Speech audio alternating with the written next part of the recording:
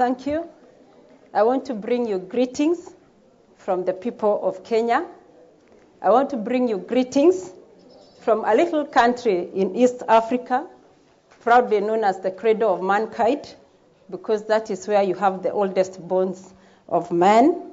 I want to bring you greetings from the country of the great marathoners, a country which holds the gold position in Boston Marathon for 20 years running since it was started.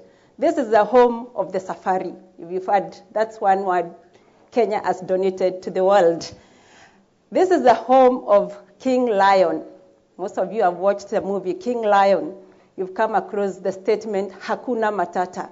It means, no troubles. It's a Kenyan word. It's one part of our heritage. This is the home of the great five: the elephant, the lion, the rhino, the buffalo, and the cheetah, the fastest animal on earth.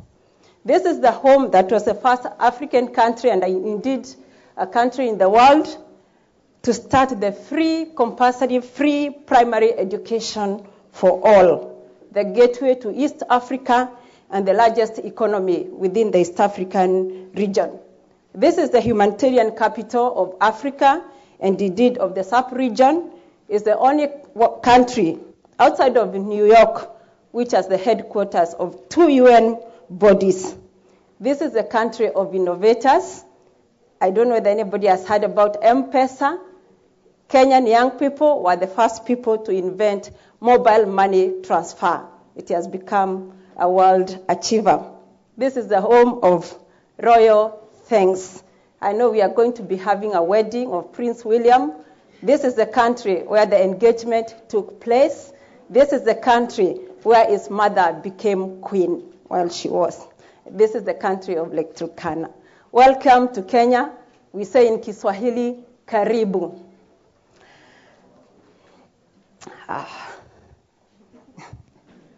Okay, there we are within Africa. Just a few facts about Africa.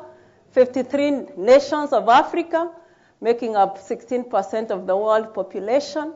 A quarter of the world languages are spoken in Africa. The Nile River, which I think you know most about, is the longest right in the heart of Africa. And Africa is home to the world's largest land animal, the African elephant. And I welcome you to come over to Kenya and see that animal. What has globalization done for us in Africa? Because my lecture is going to center more on Africa and then zero in on Kenya.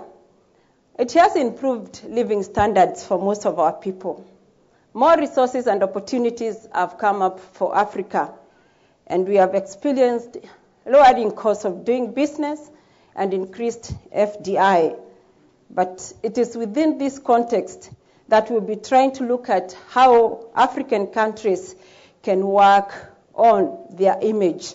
And we have reaped benefits in the area of tourism. We have reaped benefits in the area of human resources, volumes of trade, as I said. Specifically, we've had 2 ways, to be very specific. Much as there has been a lot of positive things from globalization, we've had the negative side, the dilution of our cultures. Previously, the African culture was that of socialism. We call it the African socialism, where a child belongs to the entire society. Now we've got what we call individualism, when you don't know what's happening with your neighbor. The information gap is widening for us, especially between the rural and the urban Africans, and that is resulting into skewedness in terms of access to resources. Globalization has brought brain trade, but for us it has come up with a lot of brain drain. When Jack was speaking here, I just recalled my last visit to Scotland, which was in October. 200 young Kenyans, all with degrees and doing masters and PhDs, living in Scotland. I think that's a good thing, but for me, I want those guys back home. New global rules, and we are saying, are we as African countries prepared to work with those global rules?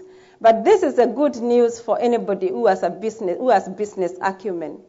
the population of Africa going to 1 billion. And we are saying these people need food, they need clothing, they need pencils, they need books. And what I'm seeing here is business. Any company that wants to expand should start thinking about Africa. And the World Bank has confirmed that Africa is going to be the next frontier of doing business. Africa's growth is widespread across all the sectors, and you can see. But what we are looking at as countries of Africa is to increase the level of business in areas of construction, real estate, tourism, utilities, so that we can match and the countries of Africa can grow much faster. Now, what is the known and documented image of Africa? If somebody uses the word poor, if somebody says the word corruption, if somebody says child soldiers, if somebody says disease and famine, and asks the question where, most people are likely to add that statement with Africa, because this is the documented image of Africa.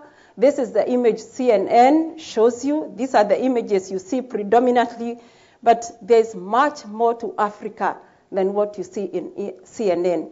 Within the continent of Africa lies 53 different states with enormous resources. Say tourism, talk about forests, talk about minerals, talk about the young, energetic, innovative, and highly educated people of Africa. So what we are saying is that that known image of Africa is an incorrect image, and we are inviting the entire world to come. The countries I have put there have been the key drivers of the African image: Egypt, Morocco, South Africa, and Tunisia. But there are changes taking place in these countries. And these changes, much as they are negative changes, they are positive in the fact that they're going to shift the balance of attention to Africa, and they're going to shift probably leadership types in Africa. These have been our tourism trends within the world. And if you see this diagram, there are very many countries of the world. And you can see in the year, this is from World Tourism Organization, that most African countries had positive tourism inflows.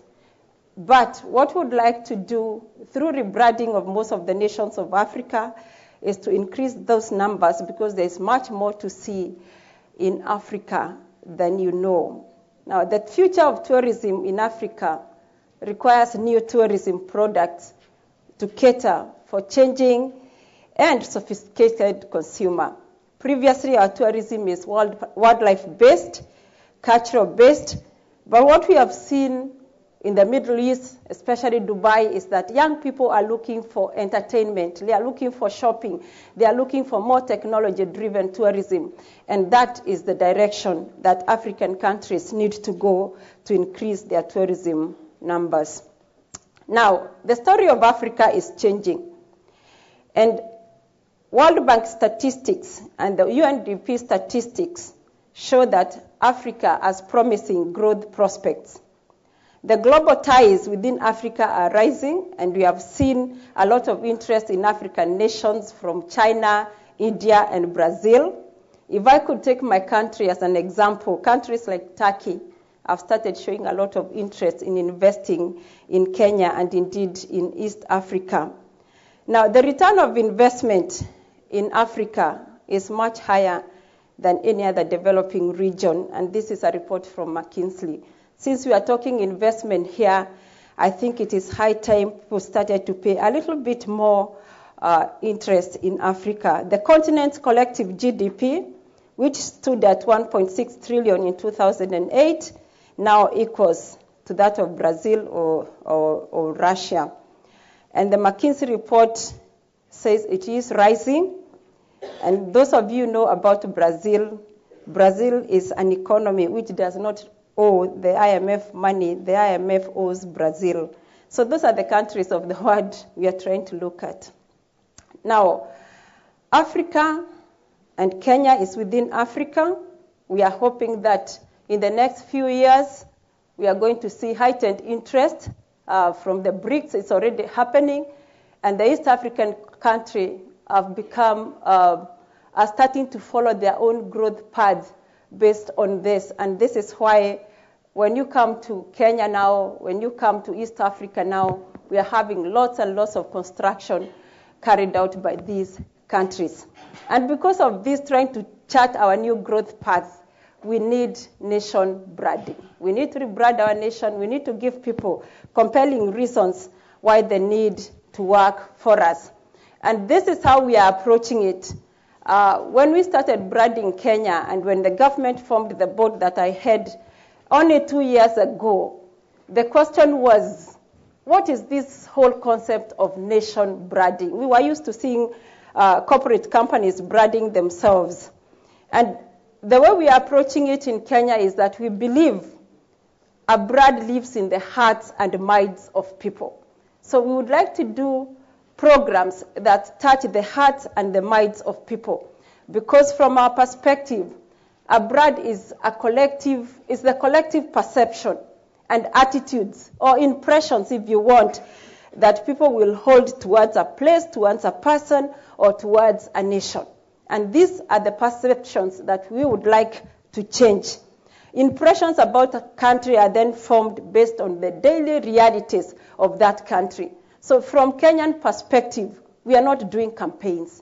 We are not doing a lot of advertising because branding is not about advertising. We want to change the daily realities of our people. And when we do that, then the media, the world media picks the actions that we are taking to change ourselves and starts driving the kind of image people need to have of our country.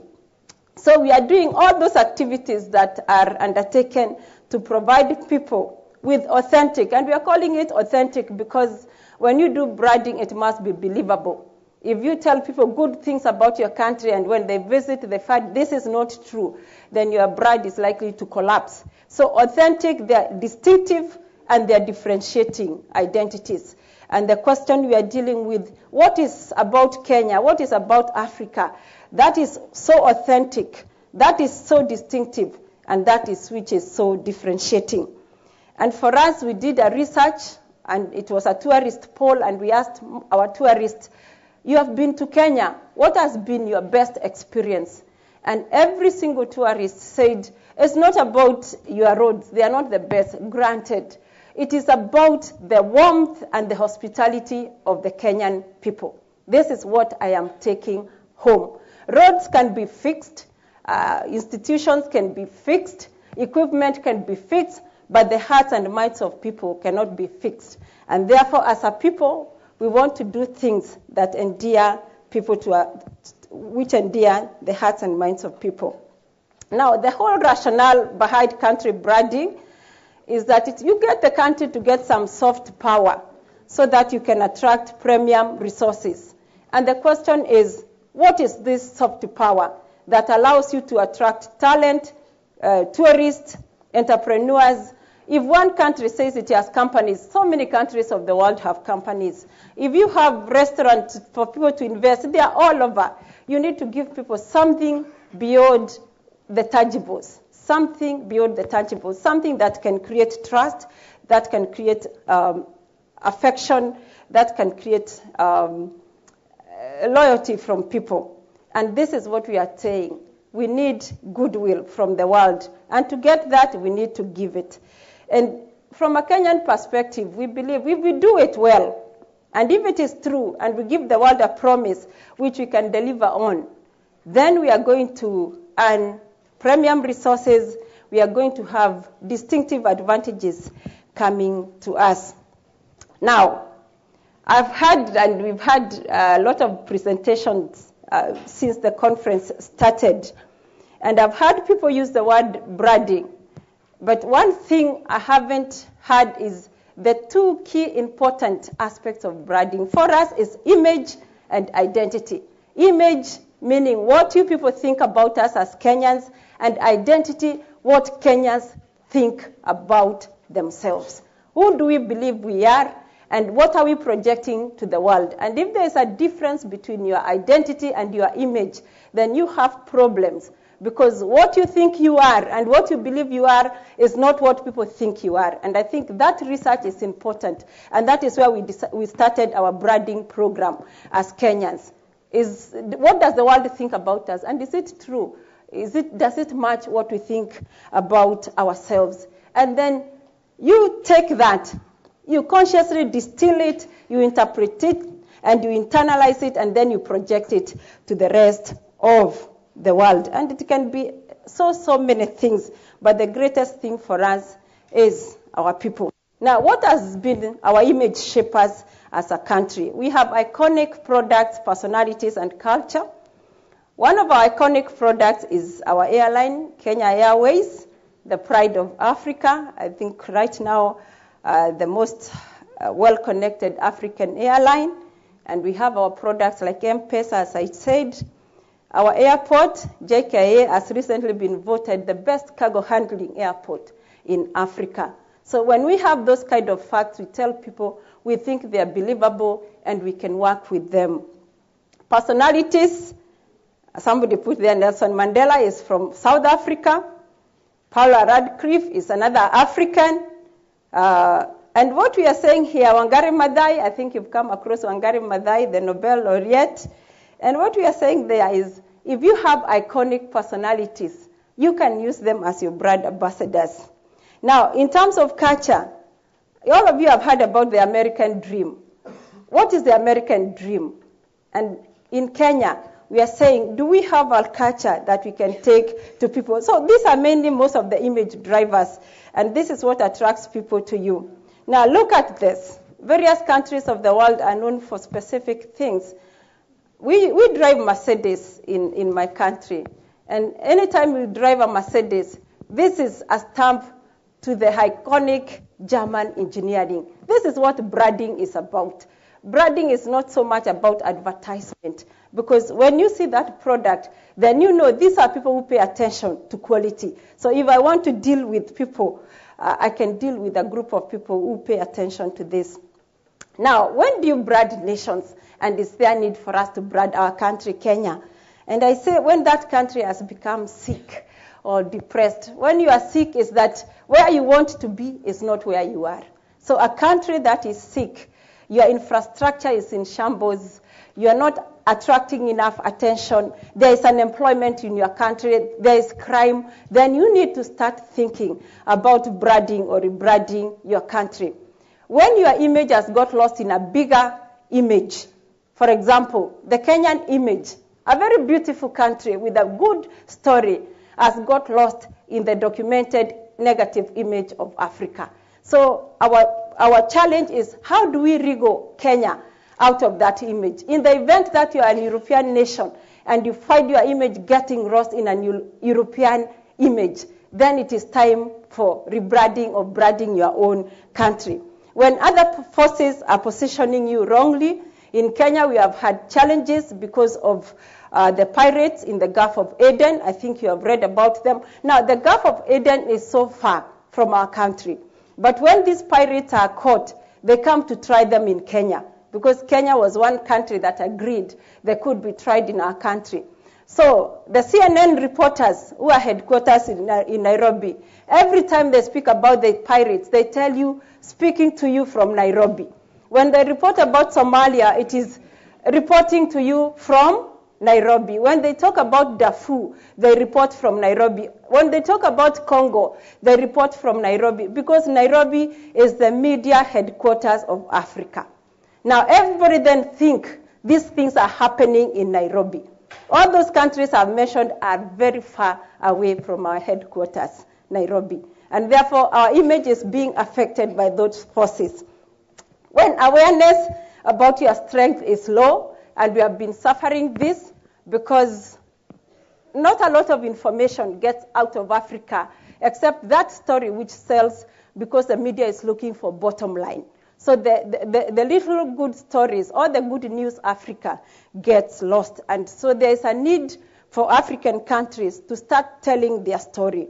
When your position is threatened, by other countries. Maybe you have been the headquarters for investment and you are losing investment. That is happening to Kenya a bit. As other nations of Africa grow, we see Port of Mombasa, which is our port, losing a bit of its cargo to other ports. So we need to reclaim that. So the belief here is that our country is like a product, and it can be isolated. Good attributes about our country can be isolated, packaged, and communicated. But to do this, the branding must go along with political, social, economic initiatives. You cannot just advertise. There must be concrete political, social, economic, social, political, and economic initiative. And that is what our country is doing. Implementing reforms in the social area, implementing reforms in the public sector, implementing reforms in the economic sector, so that now the brand has pillars on which it can stand in. I think most countries that have done branding know the kind of benefits that you reap if you do it well. But put in a nutshell is that if you do a country branding very well, it is authentic, it is believable, you are able to attract visitors to come visit, you are able to attract investment, and you are able to attract people to come and work. And those are the three indices of measuring a strong country brand: investment, living, and visiting. And those are the three things we are looking at as we work on a branding strategy for our nation, Kenya. Now, I want to go to, let me start with this. I started with a question: is there a compelling case for African countries to brand themselves?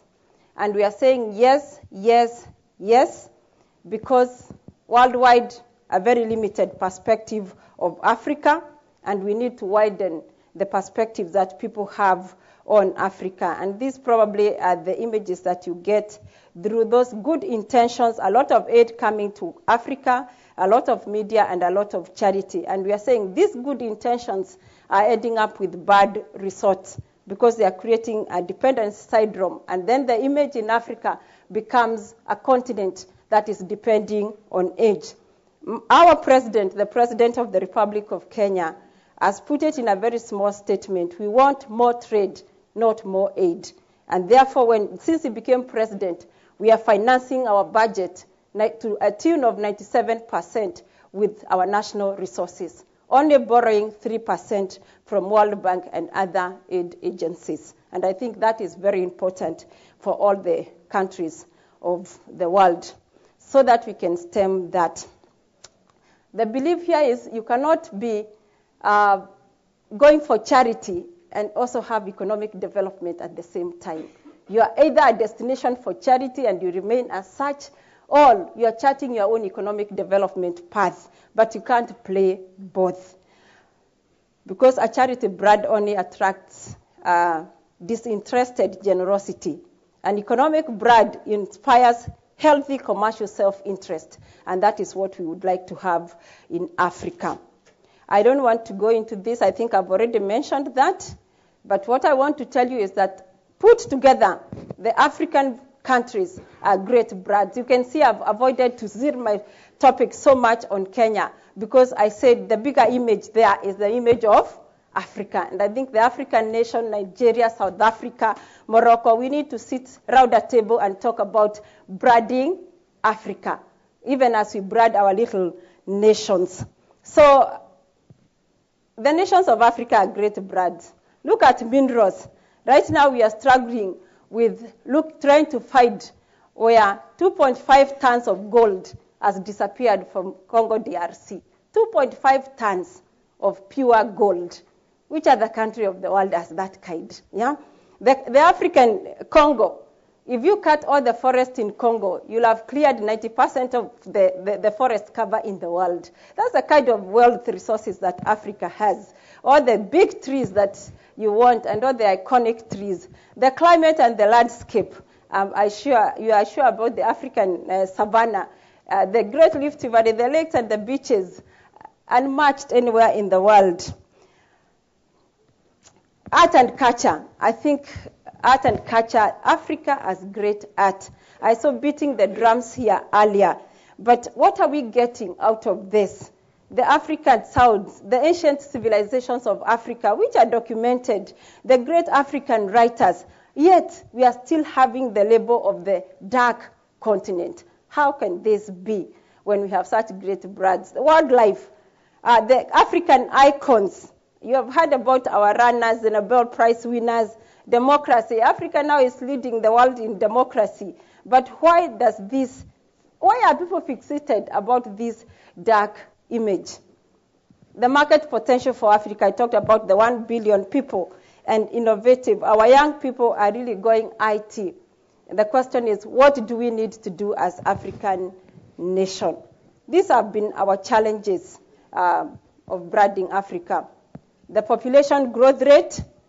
And what we are saying is, what happens is when the population is growing so fast, we are unable to generate the capital needed to look after this population. Because most governments start to direct their resources to dealing with basic services, according to Maslow's hierarchy, biological needs. And you are unable to save up enough capital to put into economic development. And that is why the heavy borrowing. So this is one challenge we are trying to work on.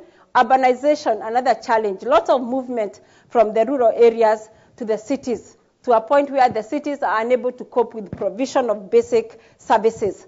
Kenya, as a country, what we are doing is now moving development into the rural areas by making the other small towns in the country as hubs for trade and commerce, so that everybody is not going to the capital. In terms of health, Africa houses just about 11% of the 16% of the global population, but showed us 24% of global disease burden. So this becomes a very difficult situation because you need to direct money to health so that you can take care of people, and now you are unable to save, like I said. So the African governments are therefore unable to pay for or support health services. And so a greater part of the population remaining unproductive. And then we have brain drain. We have so many Africans going out of Africa to work in other nations.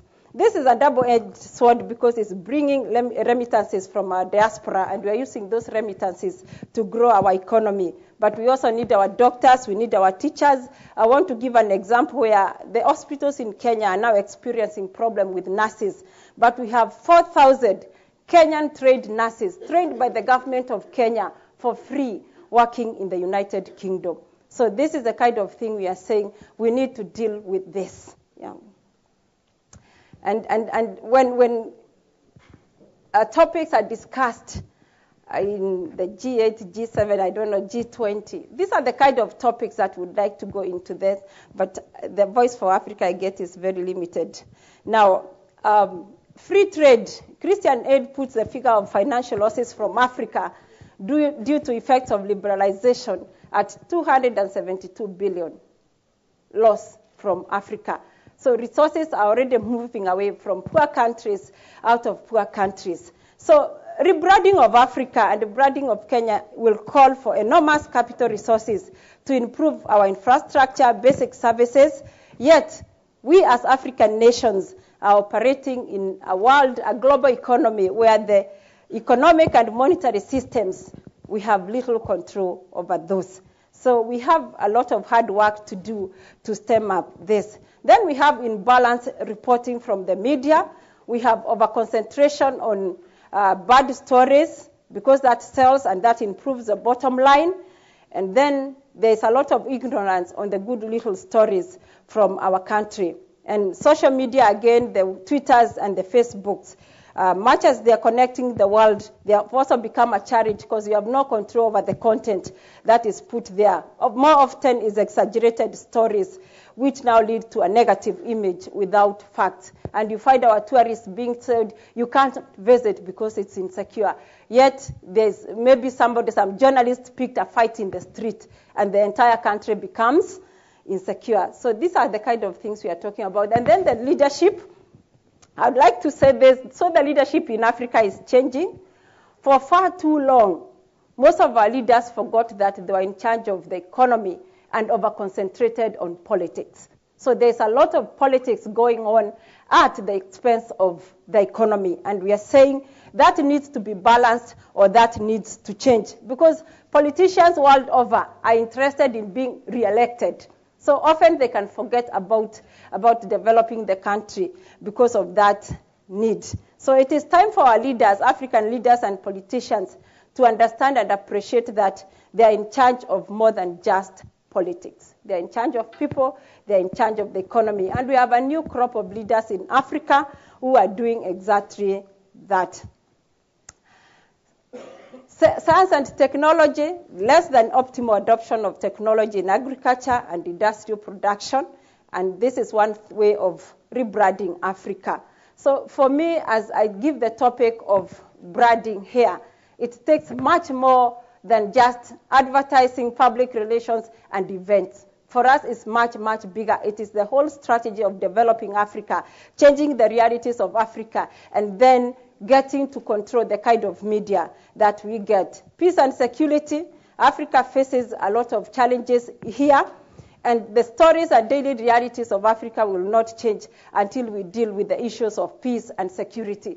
Because I don't want to give a story out there, an advert in CNN, and say, everything is rosy. So our governments are taking concerted efforts to deal with issues of peace and security. So what do we need to do, African countries, and what are African countries doing?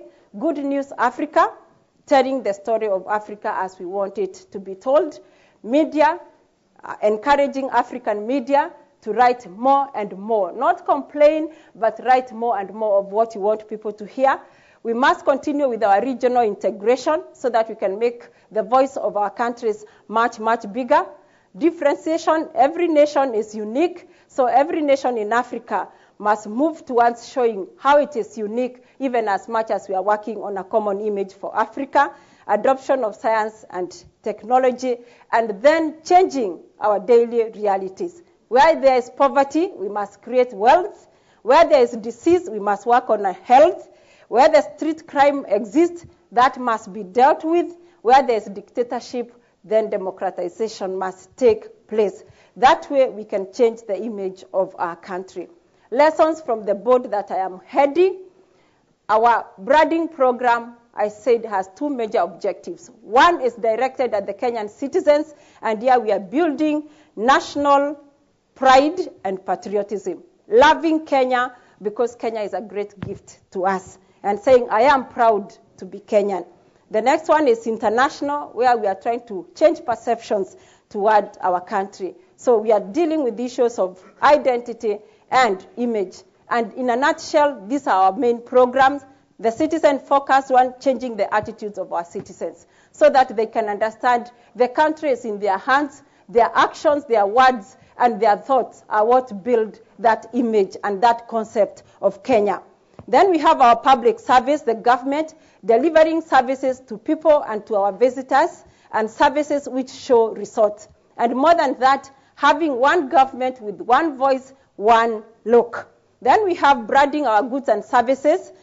For the information of this group, out of Kenya comes 38% of the roses sold in the world market. You probably have bought a rose for your girlfriend or for your boyfriend.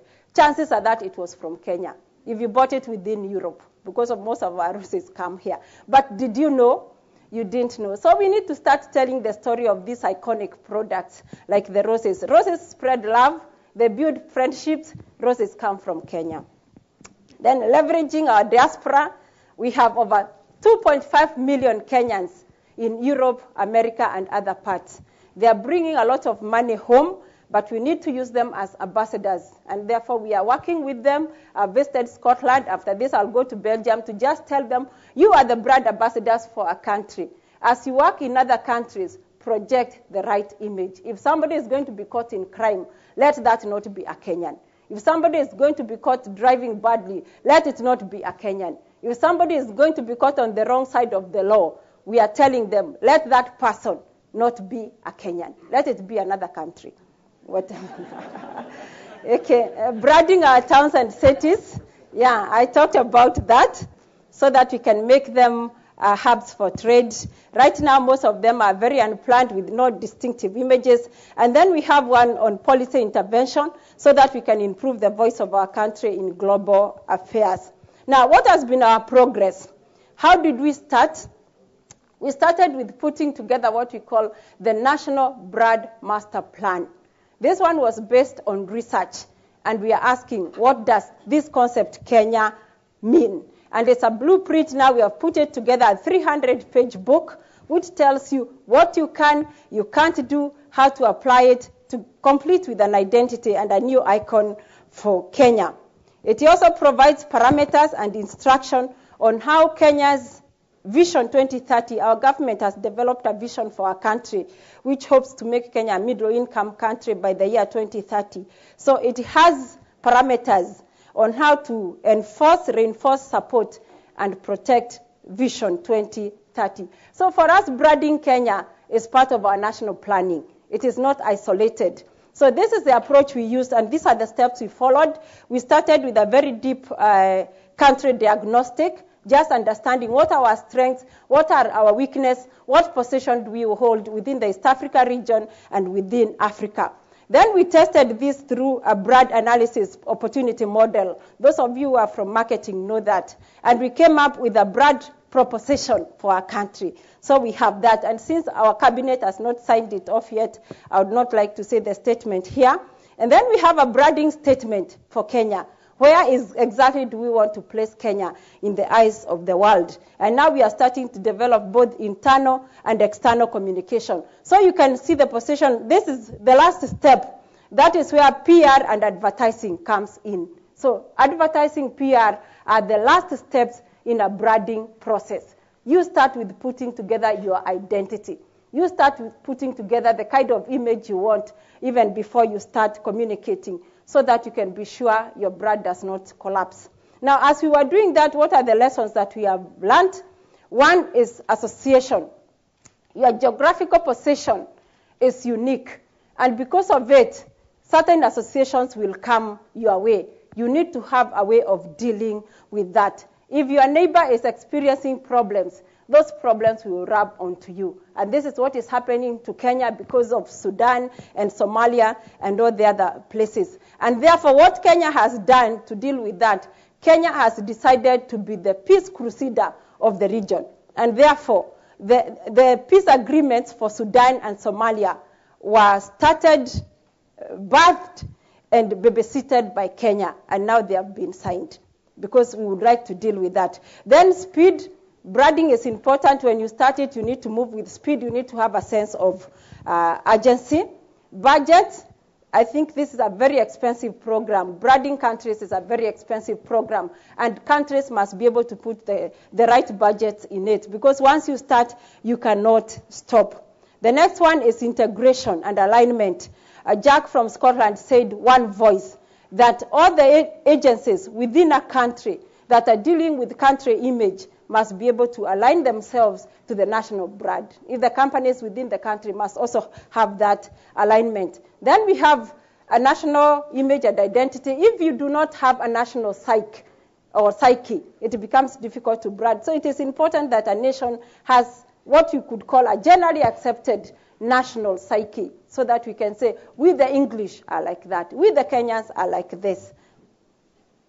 And finally, what have been our image boosters? This has been a big lesson for us, that before you go into rebranding your country, it is very important that the country has a long-term vision of where it wants to go. Kenya has what we call Vision 2030. Coupled with that, public sector reforms must take place in land, in legal, in the police, in doing business, capital markets, and financial reforms. We have undertaken this, and these have helped changing the image of Kenya. Then there's the private-public partnership. There's no nation branding that will take place and be effective if you do not have strong private-public partnership. And, of course, we have regional integration. Now, enhancing the image of Africa moving forward, these are our own suggestions from the Kenyan perspective. Transformative leadership, we must adopt that. Africa. Continued regional integration, that should go on. Investment in the key sectors of health and education. that must go on. A lot of money needs to be put in the area of innovation. Now, as I have been standing here, I've been talking about Kenya. And Kenya, like any other nation in the world, has its challenges. And the African nation also have their challenges. However, we cannot wait until all these challenges are resolved to start rebranding. Because we are human beings, challenges will never stop. Even the best countries in the world have crime. Even the best countries in the world have social challenges. America now, with the American dream, unemployment is at an all-time high. They are suffering the financial crisis. So there's no one country that can talk down to the other and say, we are better than you. Countries are made of people, challenges will be there. So the story of Africa as a viable continent to live, work, and invest must find its way into the international consciousness. And a fresh chapter is starting in Africa. Kenya wants to be a key driver of that fresh start for Africa. We want to brand Kenya, but we also want to go along with our neighbors because we think there's going to be synergy there. I want to thank you very much for listening to me. But as I close, this is how we say thank you in Kenya. Asante, or Asante sana means thank you very much. Karibu Kenya means you are welcome to Kenya. It is difficult to talk about Kenya. Kenya can only be experienced. Yes. Thank you.